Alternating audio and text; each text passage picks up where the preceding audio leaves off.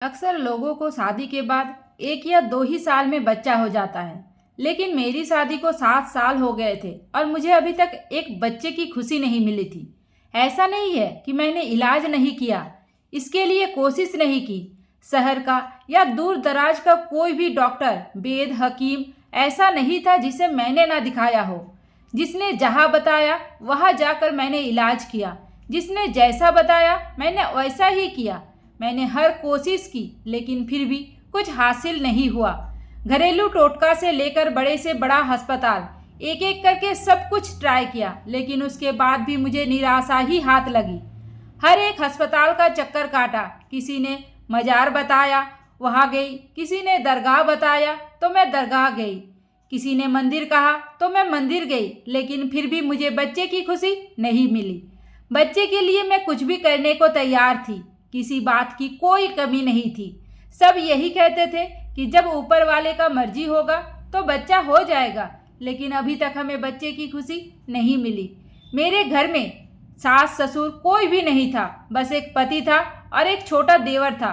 देवर भी अपनी पढ़ाई पूरी करने के लिए बाहर शहर में रहता था और कभी कभी वो घर पर आता था। इसलिए ससुराल में तो मुझे ताने नहीं सुनने को मिलते थे, लेकिन फिर भी बच्चा तो सबको ही चाहिए होता है, क्योंकि दुनिया में बांझ औरतों को अच्छा नहीं समझा जाता। और इस बात का अंदाजा मुझे गुजरे 7 सालों में बहुत अच्छे से हो गया था। एक रोज मेरा पति जब काम से घर आया, वो काफ़ी खुश दिखाई दे रहा था। आते ही सीधा कमरे में गया और अलमारी में कुछ ढूंढने लगा। मैंने पूछने की कोशिश की तो कहने लगा कि सबके सोने के बाद मैं तुम्हें एक ऐसी चीज़ दिखाऊंगा जिसे देखकर तुम बहुत खुश हो जाओगी।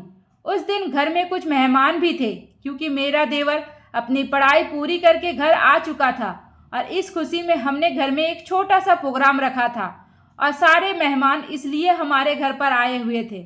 मैं खामोश हो गई, लेकिन पति का इशारा मैं समझ न सकी कि आखिर कौन सी ऐसी चीज़ है जिसे देखकर मैं खुश हो जाती। मुझे लगा शायद कोई सरप्राइज गिफ्ट होगा। मेरी जिंदगी में किसी चीज़ की कोई कमी नहीं थी। दुनिया की हर सुविधा मेरे घर में थी, बस ज़रूरत थी तो एक बच्चे की, जो शादी के 7 साल बाद भी मुझे नहीं मिल पा रही थी। डॉक्टर हमेशा एक ही बात कहते थे कि ऊपर वाले की तरफ से देर है। इस वजह से पति भी काफ़ी परेशान रहता था। मगर आज उन्हें खुश देखकर मुझे बहुत हैरानी हुई, क्योंकि आज उनके चेहरे पर ऐसी खुशी थी जैसे उनको कोई बहुत बड़ी दौलत मिल गई हो। और ये तो मैं भी जानती थी कि मेरे और मेरे पति के लिए दौलत सिर्फ और सिर्फ एक बच्चा ही है। अब मैं सबके सोने की बेचैनी से इंतजार करने लगी। आखिर ऐसा भी मेरा पति मुझे क्या दिखाना चाहता है। और जब सब सो गए, मेरे पति मुझे लेकर अपने कमरे में आ गए और मुझे बैठाते हुए मेरे सामने ही बैठ गए। मुझे कहने लगे, आज जो चीज़ मैं तुम्हें दिखाने वाला हूँ वो देखकर और उसके बारे में सुनकर तुम खुशी से पागल हो जाओगी। इस वक्त उनके चेहरे पर बहुत ज़्यादा खुशी थी। मुझे बेचैनी सी होने लगी कि जल्द से जल्द मुझे वो चीज़ दिख जाए, क्योंकि बच्चे की खुशखबरी का तो दूर दूर तक कोई रास्ता ही नहीं था। और अगर कोई गिफ्ट था तो उनके चेहरे पर इतनी खुशी क्यों? अलमारी की तरफ वो चल पड़े। मैं हैरान होते हुए उसके तरफ देखने लगी। कुछ देर बाद वो वापस से मेरे पास आए और मेरे करीब बैठते हुए मेरे हाथ में एक पैकेट दिया। मैं ना समझ से उसे देखने लगी तो वो बोले, इसमें ऐसी चीज़ है जिससे कि तुम बहुत जल्द प्रेग्नेंट हो जाओगी। मुझे लगा मैंने गलत सुना है, लेकिन जब उन्होंने मुस्कुराते हुए सर हिलाया तो पति की बात सुनकर पहले तो मैं हैरान हुई और फिर खुश हो गई, क्योंकि 7 साल तक मैंने कोई दवा या कोई दुआ नहीं छोड़ी थी जो बच्चे के लिए हो। ऐसी कोई दवाई नहीं थी जो मैंने नहीं खाई हो।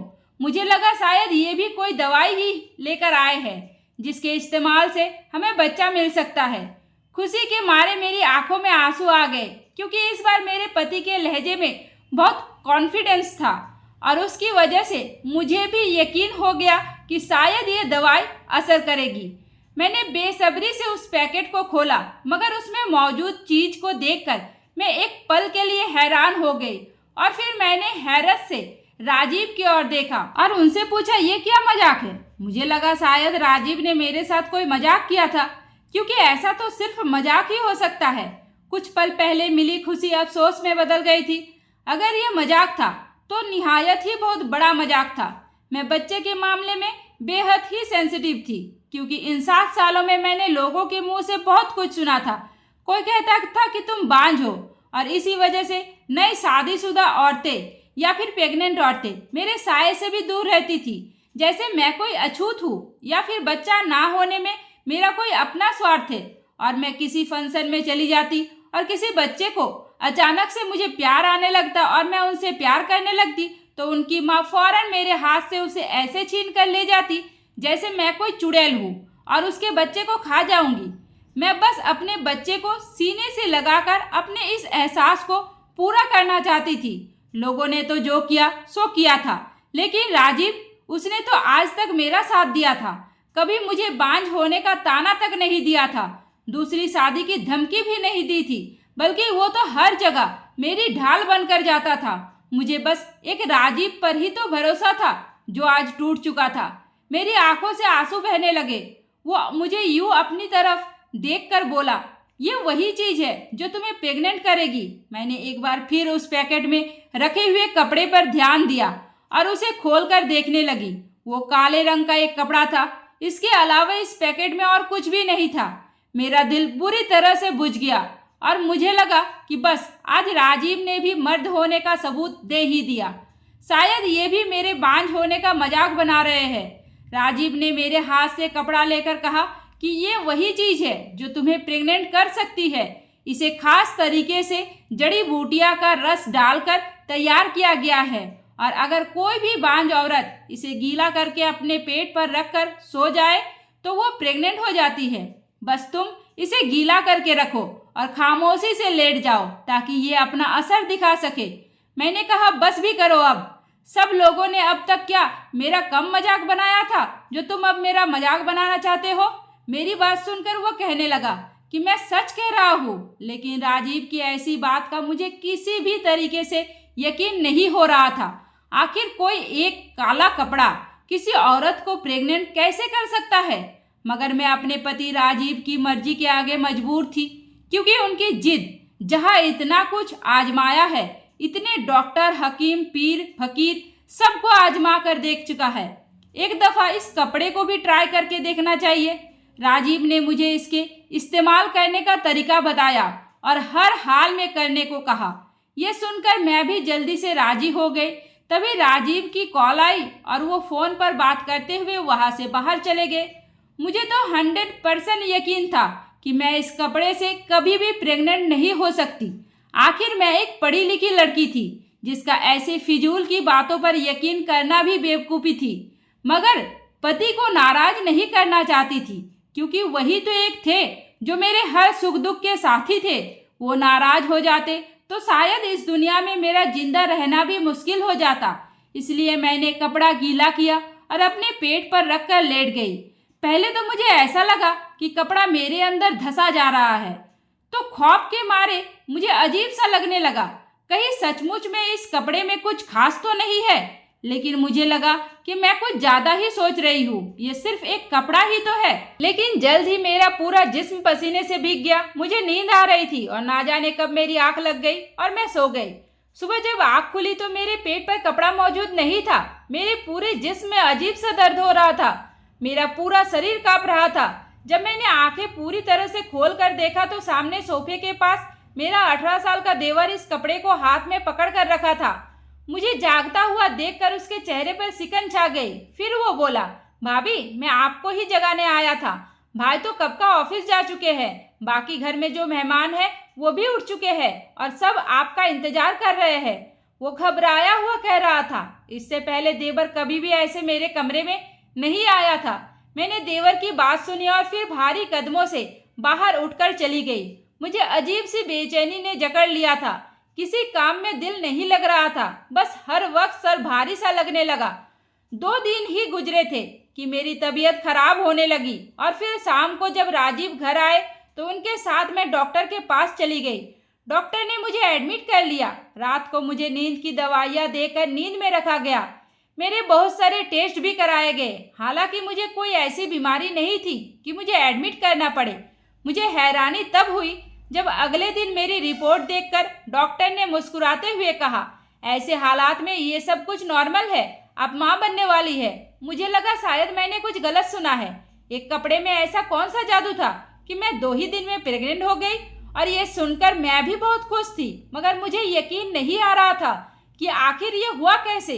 शायद ये कोई ख्वाब है, क्योंकि जो खबर सुनने का इंतजार मैं पिछले 7 साल से कर रही थी, वो खुशी हमें ऐसे मिलेगी, ये तो मुझे मालूम ही नहीं था। और इससे भी ज़्यादा हैरान करने वाली बात ये थी कि इन दिनों मेरे पति ने मुझे छुआ तक नहीं था। तो फिर मैं प्रेग्नेंट कैसे हुई? मैं अपनी हैरानी और परेशानी की वजह से इस खुशी को खराब नहीं करना चाहती थी, इसलिए मैंने अपने दिमाग को झटका दिया और सीधा घर के लिए निकल गई। घर आकर राजीव ने देवर को ये खुशखबरी सुनाई, मगर ना जाने क्यों वो ये बात सुनकर खुश होने की बजाय अपसेट हो गया। उसके चेहरे पर अजीब सी नाराजगी आ गई, जिसे मैंने बहुत अच्छे से नोटिस किया। मुझे ये देखकर अजीब लगा। मैंने सोचा कि आज तक वो घर का बच्चा बना रहा है, उसको बहुत अहमियत दी जाती थी। एक नए बच्चे के आने की खबर शायद उसके लिए खुशी की खबर नहीं थी। वो सोच रहा होगा शायद उसकी अहमियत अब कम हो जाएगी। दिन यूं ही गुजरते रहे। इन दिनों राजीव भी मेरा बहुत अच्छे से ख्याल रखते थे और वो सब कुछ भूलकर इस खुशी को दिल से महसूस कर रहे थे। मैं भी उनका साथ दे रही थी।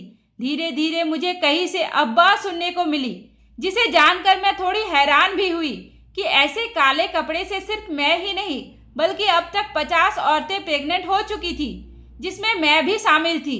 हमारे इलाके में एक दुकान बेहद मशहूर हो चुकी थी, जहां से ऐसे काला कपड़ा मिला करता था, जिससे औरतें फौरन प्रेग्नेंट हो जाया करती थी। इत्तेफाक से मेरा देवर इस दुकान पर काम करता था जहां पर यह काला कपड़ा बिकता था। मेरे मोहल्ले में जिस भी औरत को चाहिए होता तो मेरा देवर ही उन्हें ला कर देता रहता था। एक रोज मेरा दिल चाहा कि मैं उससे पूछ लूं आखिर वो लोग ऐसा क्या जादू करते हैं इस कपड़े पर जो औरतें फौरन प्रेग्नेंट हो जाती है। मगर मैं जब से प्रेग्नेंट हुई थी मेरा देवर तो मुझसे बात तक नहीं करता था, और फिर था तो वो एक बच्चा ही। इससे ऐसी बातें करते हुए मुझे खुद शर्म आ रही थी। मुझे प्रेग्नेंट हुए कुछ महीने हो गए थे। अचानक एक ऐसा हादसा हुआ जिसमें मेरी रातों की नींद तक छीन ली। उस समय मैं किचन में थी कि मेरा पति हैरान परेशान घर आया और मेरे देवर को छिपाने लगा। वो घबराते हुए देवर को अलमारी में छुपा रहा था और साथ ही साथ कह रहा था कि कुछ भी हो जाए तुम बाहर मत आना। मैं वहाँ खड़ी लगातार वजह पूछ रही थी, मगर वो कुछ नहीं बता रहे थे। तभी अचानक पुलिस हमारे घर आई और मेरे पति राजीव को पकड़कर अपने साथ ले गई। मैं वजह पूछती रही, उनके आगे हाथ जोड़ी रही, मगर किसी को हम पर रहम न आया। मेरे पति ने अपने आप को छुड़ाने की भी कोई कोशिश नहीं की। पुलिस चली गई तो मैंने देवर को बाहर निकाला। मुझे उस पर शक हो रहा था, न जाने उसने ऐसा क्या किया था जिसे राजीव ने अपने सर लेकर खुद को पुलिस के हवाले कर दिया था। मैंने रोते हुए देवर को थप्पड़ मारा और कहा कि आखिर तुमने ऐसा क्या किया है जो तुम्हारी वजह से मेरे मासूम पति को पुलिस ले गई? अभी तुम्हारी उम्र ही क्या है? इतनी सी उम्र में तुमने पुलिस को अपने पीछे लगा लिया। कुछ शर्म लिहाज है कि नहीं, या फिर सब बेचकर खा गए?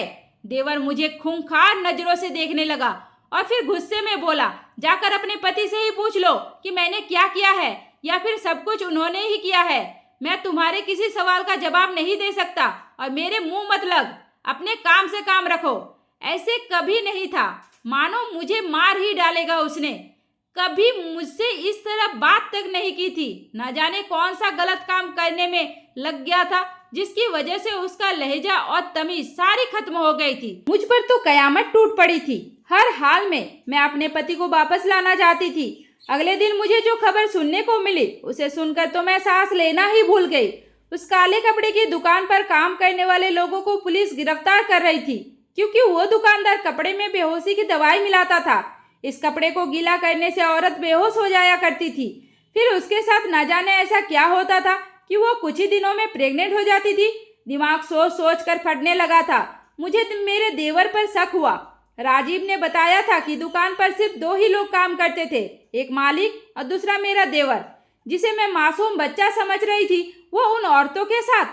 इससे आगे सोचकर ही मेरी रूह कांप रही थी। मैं जमीन पर बैठकर रोने लगी कि देवर ने अगर कुछ किया था तो पुलिस राजीव को क्यों लेकर गई थी। मुझे कुछ समझ में नहीं आ रहा था कि किस तरह अपने पति को बेगुनाह साबित करूं। तभी दरवाजा खुला और देवर घर के अंदर आया। उसके हाथ में एक बैग था जिसको वो छुपाने की कोशिश करता हुआ तेज तेज भागते हुए अपने कमरे की तरफ जा रहा था। मैं समझ गई कि जरूर इसमें उसके खिलाफ कुछ ऐसा मौजूद होगा जो अगर मैं हासिल कर लूँ तो मेरे पति बेगुनाह साबित हो जाएंगे।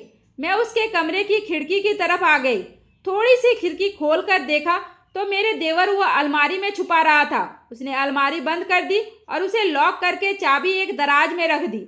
अब जैसे ही रात हुई और मेरा देवर गहरी नींद में सो गया, मैं कमरे में आ गई। मैंने चुपके से वो बैग उसके अलमारी से निकाला और उसके कमरे से बाहर आ गई। मैंने अपने कमरे में आकर दरवाज़ा बंद कर दिया। जब मैं वो बैग खोली तो मेरे कदमों के नीचे से ज़मीन निकल गई। मुझे समझ में ही नहीं आ रहा था कि मैं क्या करूं। इसमें बहुत सी टेस्ट ट्यूब रखी थी। मैं सुबह होते ही वो सारी टेस्ट ट्यूब लेकर लेबोरेटरी में गई। जब उसकी जांच पड़ताल कराई तो मेरे होश उड़ गए कि ऐसा भी हो सकता है, यह मैंने कभी सोचा तक नहीं था। लेकिन अपने शक को पुख्ता करने के लिए जब मैंने अपना और उन औरतों का टेस्ट करवाया तो रिपोर्ट सामने आई। उस रिपोर्ट को देखने के बाद मैंने अपने बाल नोच लिए। मुझे मिलाकर तकरीबन 50 औरतों के अंदर मेरे देवर के बच्चे पल रहे थे और वो जिसको मैं बच्चा समझती थी वो ना जाने कब से ये सब कुछ कर रहा था। मोहल्ले की वो लेडी डॉक्टर जिसने मुझे एक रात के लिए हॉस्पिटल में रखा था वो भी इस काम में शामिल थी, क्योंकि उस सब औरतें उसके पास जाती थी, क्योंकि उस दुकान से कपड़े के साथ साथ उस डॉक्टर का भी काट दिया जाता था। और ये सब मेरे देवर ने पुलिस को बताया, क्योंकि मैंने वो तमाम सबूत पुलिस के हवाले कर दिए ताकि मैं अपने पति को बेगुनाह साबित कर सकूं।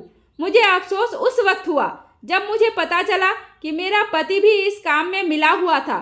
जब उस डॉक्टर को गिरफ्तार किया गया तो पता चला कि यह सब रायता इसका फैलाया हुआ है। वो कोई डॉक्टर नहीं बल्कि एक साइंटिस्ट है और उसने ही मेरे देवर पर पहले एक्सपेरिमेंट किया और कामयाबी के बाद ही उसने ये प्लान बनाया था, क्योंकि ज़्यादातर बांझ औरतें ही वो कपड़ा लाखों में खरीदती थी और उनकी मजबूरी का ये सब लोग फ़ायदा उठाते थे और आमदनी कर ली जाती थी।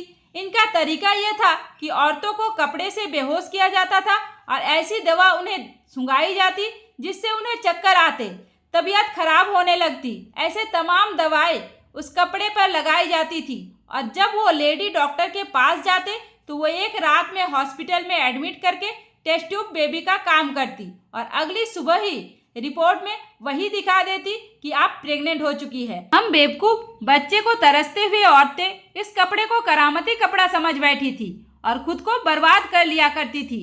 और मुझे खुद पर भी गुस्सा आ रहा था कि इतनी पढ़ी लिखी होने के बावजूद मैं कैसे इन सब के झांसों में आ गई थी। लेकिन सच कहते हैं, बच्चा तो सिर्फ ऊपर वाले के हाथ में होता है। दोस्तों, ये कहानी पूरी तरह से काल्पनिक है, कृपया इसे वास्तविकता से ना जोड़ें। ये कहानी आप लोगों को कैसी लगी मुझे कमेंट करके ज़रूर बताइए। उम्मीद करती हूँ आपको हमारी कहानी पसंद आई होगी। कहानी पसंद आई है तो वीडियो को लाइक करें, चैनल पर नए हैं तो चैनल को सब्सक्राइब करें और हाँ, नोटिफिकेशन बेल को ज़रूर दबाइए ताकि अगली अपडेट सबसे पहले आपको मिले। धन्यवाद।